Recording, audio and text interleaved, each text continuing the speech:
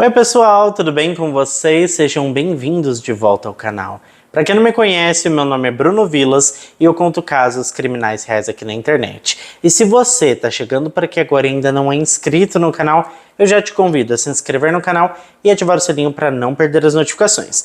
Porque assim, todas as vezes que eu publicar um vídeo novo, o YouTube te avisa e você corre aqui para assistir comigo. Eu te convido também a me seguir nas redes sociais, porque por lá eu tô sempre interagindo com vocês. Pessoal, o caso de hoje tem uma grande reviravolta no meio dele. E assim, eu fiquei muito chocado, eu não imaginava que o responsável pelo crime era aquela pessoa. Na verdade, eu até tinha as minhas suspeitas, mas a forma que ele tinha a ligação com a vítima foi o que mais me surpreendeu. E é claro que depois eu quero saber qual que é a opinião de vocês sobre tudo isso. Mas agora, pessoal, vamos para o que interessa e bora pro caso de hoje.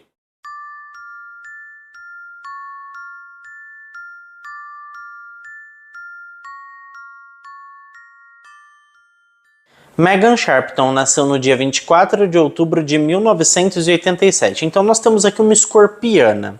Ela nasceu e cresceu, pessoal, na pequena cidade americana de Tarra, que pertence ao estado do Tennessee.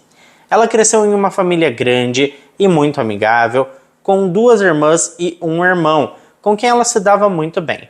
Seus pais faziam questão de dar atenção máxima a todos os filhos, mas a Megan era especialmente assim próxima da sua mãe.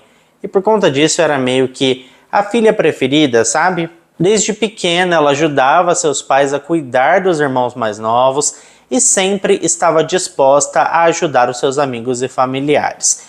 Durante o ensino médio, a Megan decidiu que queria se tornar uma enfermeira, o que a levou a se matricular na Nurse Community College, localizada a cerca de 10 quilômetros da sua casa. Além disso, ela trabalhava como garçonete em um restaurante local e em meados de 2012, ela se mudou para morar com seu namorado, um homem chamado Chris. Eles também dividiam a casa com mais um amigo do casal. Bom, aos 24 anos e a poucos meses de terminar a faculdade, a Megan planejava encontrar imediatamente um emprego como enfermeira. Ela também havia começado a trabalhar em um lar de idosos para adquirir habilidades práticas no cuidado com os velhinhos. E apesar ali da sua vida movimentada, a Megan sempre tentava ver a sua família com a maior frequência possível. Ela também telefonava todos os dias para sua mãe e as duas eram muito, mas muito unidas mesmo. Bom, no dia 1º de julho, a sua irmã, que morava em outra cidade, voltou para casa e a Megan estava muito animada com o retorno da irmã. Tanto é verdade que ela ficou responsável por buscar a menina na rodoviária. No entanto, naquela noite a jovem ligou para sua mãe para dizer que se atrasaria. Ela havia recebido uma oferta de emprego interessante e havia marcado uma entrevista para aquela mesma noite.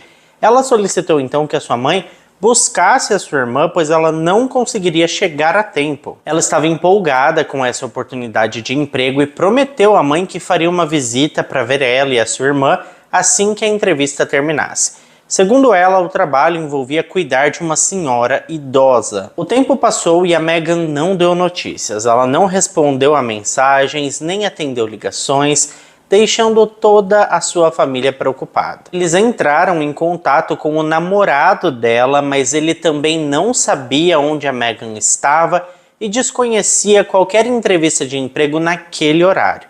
Apesar disso, os pais decidiram não entrar em pânico e esperaram que a filha entrasse em contato. Afinal, aos 24 anos, com uma agenda cheia entre os estudos e os 2 empregos, era possível que ela estivesse apenas ocupada e inicialmente eles acreditavam que estava tudo bem. No entanto, a jovem não apareceu no dia seguinte e o seu desaparecimento começou a preocupar a sua família. Enquanto isso, em uma área remota, a vários quilômetros da cidade, por volta da 1h30 da tarde, um grupo de adolescentes avistou um incêndio em um campo. Como era verão e fazia muito calor, eles pensaram que era algum tipo de incêndio florestal que poderia ter se alastrado pela grama. Eles imediatamente chamaram os bombeiros, que chegaram ao local rapidamente. Pouco depois de começarem a extinguir as chamas, eles descobriram um corpo no centro do fogo. Assim que o incêndio foi totalmente apagado e a polícia chegou, eles perceberam que estavam diante do corpo de uma mulher. Era claro que alguém tinha feito algo horrível com ela e os policiais precisavam identificar a mulher o quanto antes. No entanto, os detetives não conseguiram identificar a vítima imediatamente, pois ela não tinha documentos, nem a sua carteira, nem telefone, nem nada foi encontrado junto ao corpo. E devido aos efeitos ali do fogo, as suas características físicas e faciais estavam irreconhecíveis. As únicas pistas disponíveis para os detetives eram 2 tatuagens pequenas em formato de estrela. A investigação no local do crime levou à conclusão de que a garota já estava sem vida antes de o fogo começar, e isso era evidenciado por um ferimento grave na cabeça que parecia ser fatal e provocado por uma arma de fogo. No entanto, não foram encontradas pistas que apontassem para a presença do assassino. Eles não tinham absolutamente nada que indicasse quem tinha feito isso com ela. A vítima estava parcialmente vestida e, a partir da sua blusa, a polícia deduziu que a garota poderia ser uma enfermeira. Além disso, descobriram que não havia registros de pessoas desaparecidas que correspondessem à sua descrição, o que complicou o processo da identificação do corpo.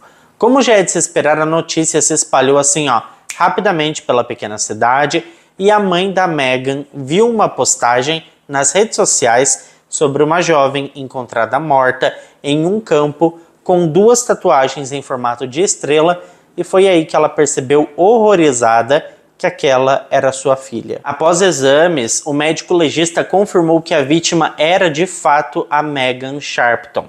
Eles determinaram que a causa da morte foi um ferimento de bala na parte de trás da cabeça, apoiando a teoria da polícia de que ela já estava morta no momento do incêndio.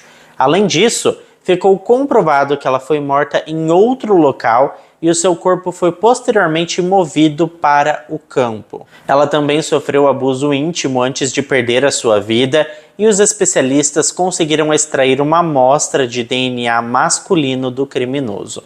O DNA foi imediatamente verificado no Banco de Dados Nacional, mas não houve correspondências. Os detetives então começaram a procurar pelo carro da Megan, um Mustang vermelho.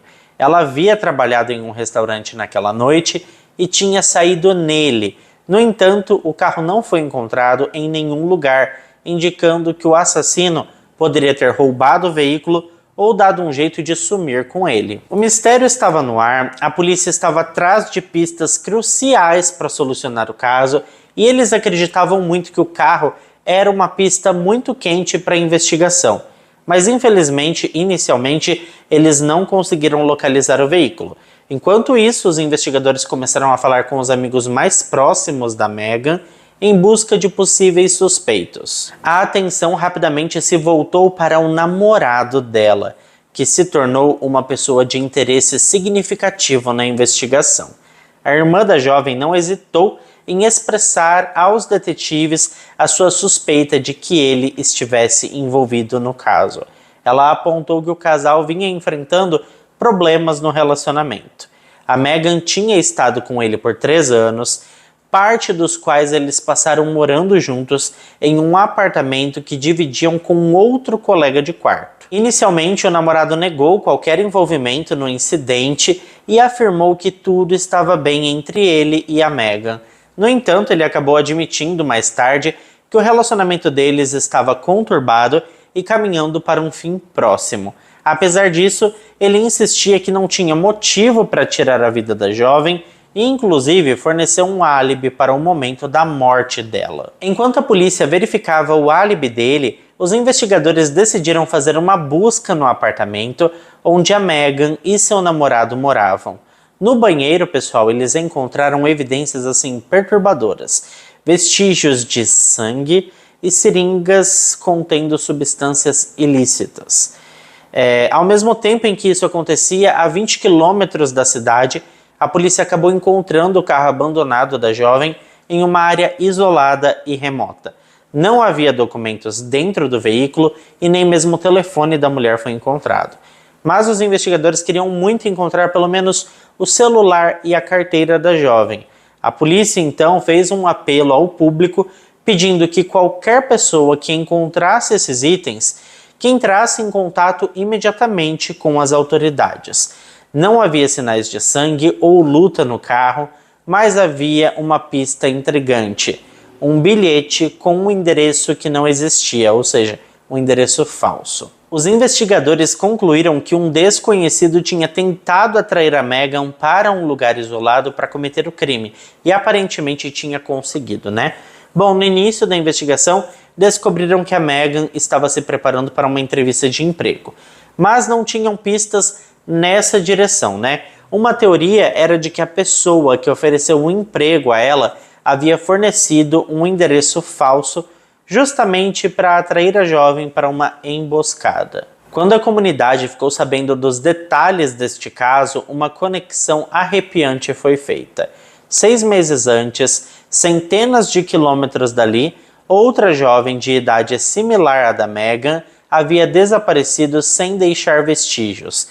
Ela também era estudante de enfermagem, o que fez muitos temerem que houvesse um serial killer no condado.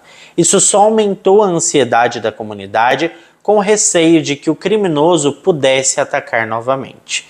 Bom, enquanto tudo isso acontecia, a polícia decidiu interrogar o rapaz que dividia a casa com a Megan e com o seu namorado para saber de quem que eram aquelas seringas no banheiro. Pessoal, ele admitiu que eram dele, que ele usava essas substâncias ilícitas. Ele afirmou que a Megan e o seu namorado não tinham conhecimento disso e que eles nunca participaram dessas atividades. Especialistas forenses analisaram ali os vestígios de sangue encontrados e concluíram que de fato eles pertenciam ao colega de quarto. No entanto, a história não terminava aí não, tá? Ele revelou que o relacionamento da enfermeira e do seu namorado Chris tinha na verdade chegado ao fim e ele mesmo tinha recentemente começado um relacionamento com a Megan. Ele tinha mantido sua dependência escondida dela porque provavelmente ela não aceitaria esses maus hábitos. Mas ele veio aí com essa bomba para os detetives, tá? Sabendo disso, pessoal, a polícia começou a suspeitar tanto do namorado quanto do colega de quarto. O namorado poderia ter ressentimento em relação a Megan e o colega de quarto tinha vício em entorpecentes, né? E poderia facilmente estar alucinando com a história de que a Megan tinha largado o Chris para ficar com ele, ou feito qualquer outra coisa, né? Afinal, ele usava umas coisinhas estranhas.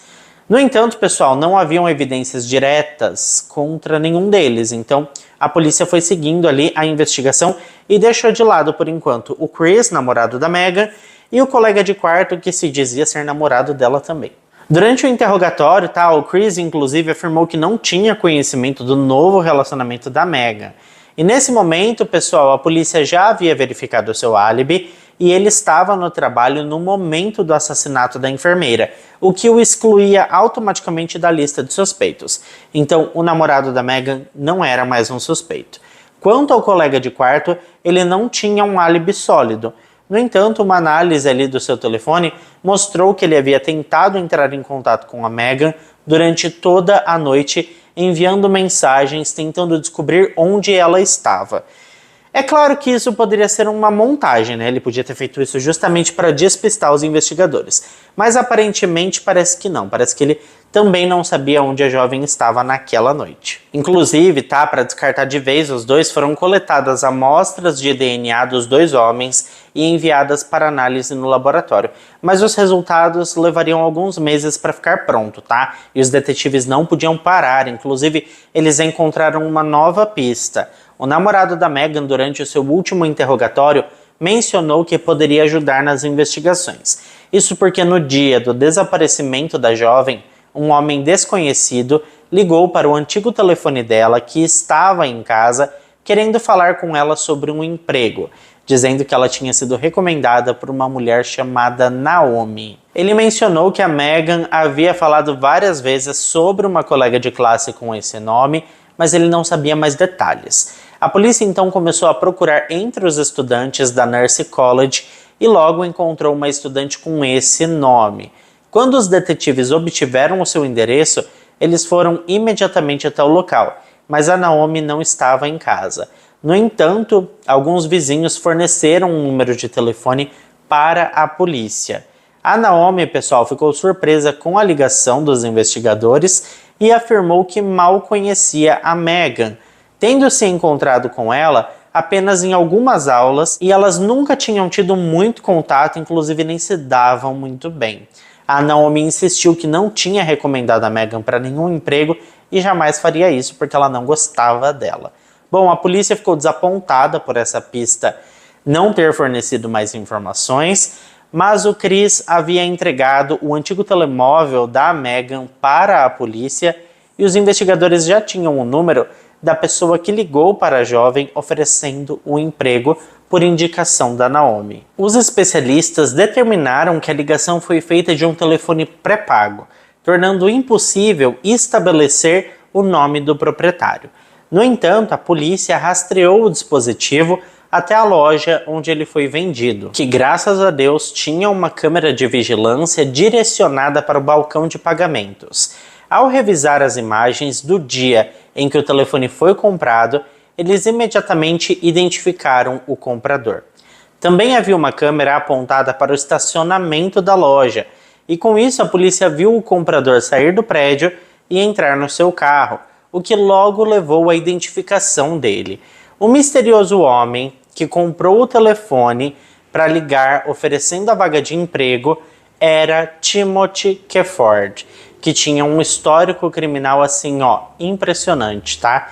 No entanto, suas atividades se limitavam a pequenos negócios de drogas, roubos e essas coisas do tipo. Ele não estava envolvido em crimes grandes, como tirar a vida de alguém, por exemplo. Eles logo o localizaram e o levaram à delegacia. Ele disse que comprou o telefone para um conhecido de 37 anos chamado Donnie Jones, que estava se recuperando de uma cirurgia e não podia pegar o telefone pessoalmente.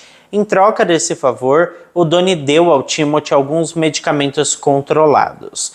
Bom, os detetives já conheciam o Donnie, que também tinha um histórico criminal muito grande, mas frequentemente atuava como informante da polícia. Apesar disso, nenhuma conexão entre o Donnie e a Megan foi encontrada, até que o Timothy revelou algo ainda mais perturbador.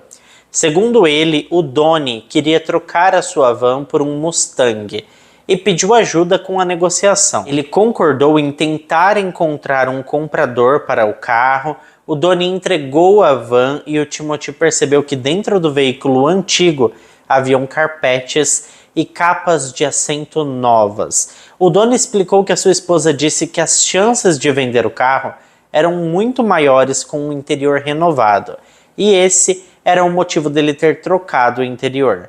Mas foi aí que esse caso teve uma grande reviravolta, e a polícia finalmente conectou todas as partes da história. Isso porque eles quiseram saber quem era a mulher do homem que havia aconselhado ele a reformar o interior do veículo antes de vendê-lo. E a mulher do Donnie era nada mais, nada menos que a Naomi, a mesma mulher que supostamente recomendou a Megan para o emprego. Nesse momento, os detetives perceberam que estavam cada vez mais perto de uma solução para esse caso.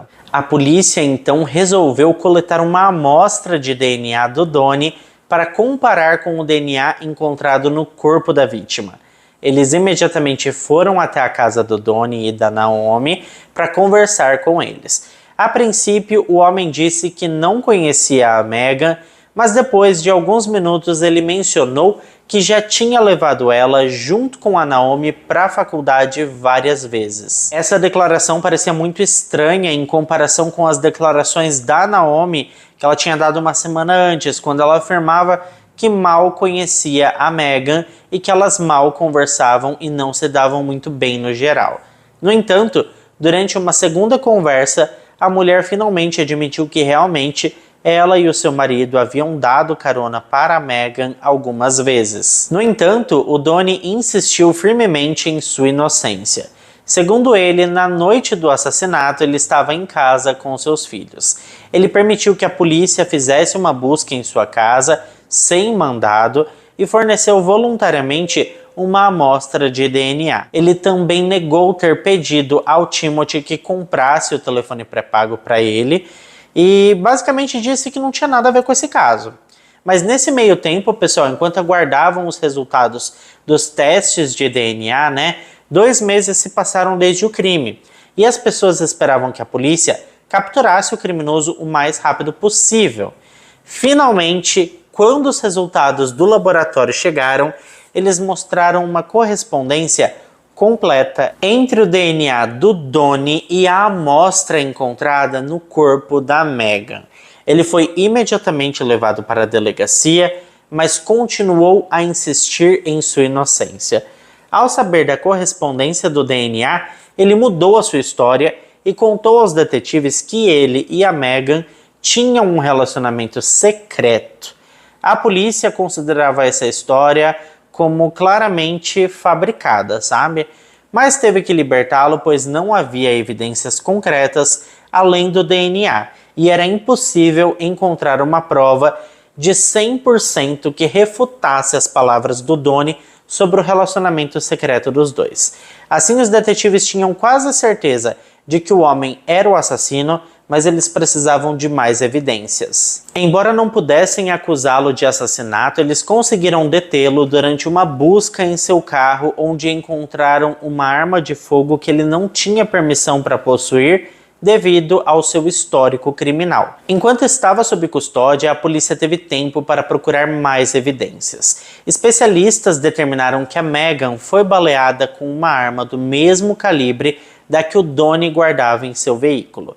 Os detetives, pessoal, obtiveram um mandado para rastrear o telefone dele e verificar os seus movimentos na noite do crime. Eles compararam esses dados com os movimentos do telefone pré-pago que fez a chamada ofertando o emprego para Megan.